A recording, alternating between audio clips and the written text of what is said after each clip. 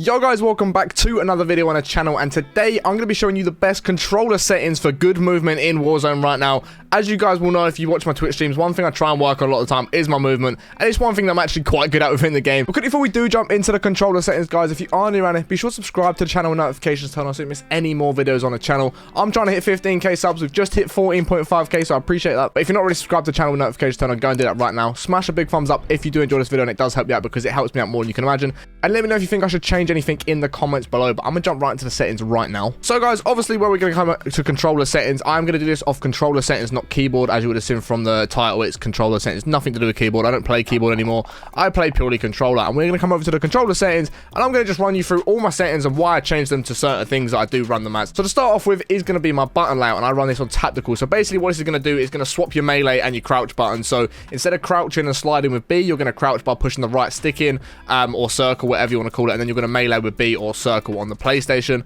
My stick layout is just completely default. I will say though, I do have a scuff controller, and as you can see on the back, I do have the paddles, which I use for sliding and I use for jumping as well. So like I just slide cancel with my paddles on the back, but you can easily do this by literally pushing the right stick in and pressing A to get back in. So you're going to go slide A, and it's going to bring you up for a slide cancel. Obviously you guys know how to slide cancel, you just want to know the best controller settings, and I've gone on to here, I didn't mean to do that. So after that guys, we've got the inversion of the controllers. If you play like this, then obviously you want to have that on, but I don't really know many people that play with their controllers inverted. Again, if you do, go ahead and do that. My dead zones are 0.0 or 0.02, sorry, and 0.05 on the right stick. I've recently got my new scuff controller. I've just got a little bit of stick drift on the right stick right now, but the left stick is totally fine. If you've not got any stick drift, you want these all the way down, but obviously this is going to be slightly different for everyone. Basically, the only way you're going to be able to tell what you want this on is go into a game, and if your character starts either moving to the left or right, or like rotating to the left or the right, bring up the dead zone of whichever one it is. So for example, if the character is actually walking, you're going to want to change the left stick dead zone,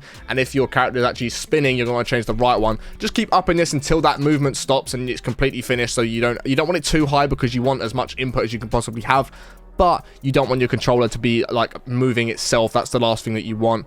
Max input dead zone is all the way up to 99. You want that as hard as it will be, up to even 1, but yeah, I have that on 99. So if you want to copy mine, it's on 99. I play 12-12. I like how quick you can move around with 12-12, but it's not too fast that it's uncontrollable. Some people that play 20-20, fair play to you, but it's a little bit too quick for me. For me, the things like 20-20 are a little bit too like sensitive. As soon as you make a little movement, it's quite a lot of movement in the game, if that makes sense. So I run 12-12. That's perfect for me. It feels really nice, and that is just how I like to play. But again, sense is one of them ones that people are going to feel a little bit more comfortable with on a lower sense or a higher sense. You can be more accurate on a lower sense, but you can move better and turn around and turn on people a little bit quicker on the higher sense. So it is whatever you're more comfortable with, but like I say, 12-12 is the special spot for me. My ADS sense, I just leave that on 1. Custom sensitivity per zoom I have on turned off, and on low zoom my ADS sense is 0.65, and the rest of them I just leave at 1 until it's high zoom, where it is 0.65 as well. Everything else is on 1.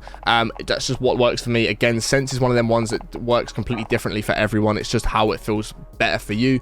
My aim response curve is dynamic, and you want to change this to dynamic. You're going to get a better ADS, a better aim assist on this, and it's just going to work a little better. You're going to feel more aim assist. It's going to be easier to turn on people and just be able to hit those harder shots.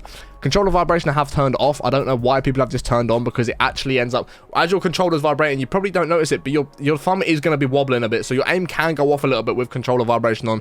Turn it off. You don't need it on. There is no need for controller vibration in the year 2022. I don't understand it. Turn it off. My aim assist is completely standard. I don't want to change this. Some people might change it, but for me, standard is where it works the best. I like it on standard. Scale aim assist with FOV I have disabled. You don't really want that, because the more FOV you've got, you still want the same feeling of aim assist. You don't want it to end up getting smaller. Weapon mount is ADS and melee. My weapon mount movement is exit. ADS behavior and all that sort of stuff is just hold. U/reload I have on contextual tap. Obviously you want to be able to pick stuff up a little bit quicker.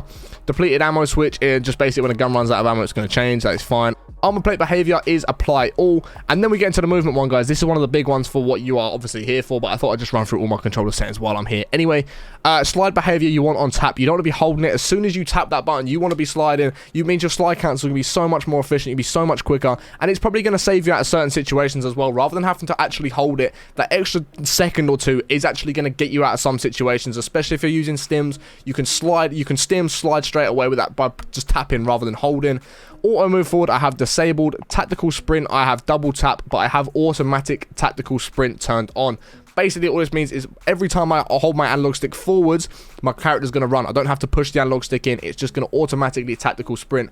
And this is massive for when you're slide cancelling, because as soon as you could press slide A, and you press that A or that square, whatever it is, or X on PlayStation to stand up again, once you're standing up, it's just by holding the analog in the direction you're moving, it's going to automatically tactical sprint again. So it just speeds up your movement. It's going to speed up your slide cancelling again, so you can tack sprint as soon as that's out, slide cancel again into another tack sprint, and you're going to get around the map so much quicker and just be able to throw enemies off in different situations so much easier. Vehicle camera recenter is enabled. That doesn't really make a difference, and parachute auto deploy is on disabled. But there are my controller settings, guys. Like I said, some of them are going to actually make a difference for your movement within game, and some of them are just the controller settings that I run, but I thought I'd share them with you. If you have enjoyed the video, be sure to smash a big thumbs up. Let me know your thoughts on this in the comments below, and if you think I should try changing anything, let me know and I might give it a try and see how I do get on with it. If you want to watch me play and get all my gameplays live over on Twitch, I stream pretty much every single day. A link will be in the description over there. I appreciate watching it. Hope you have a great rest of your day, and we'll catch you on the next one in a bit.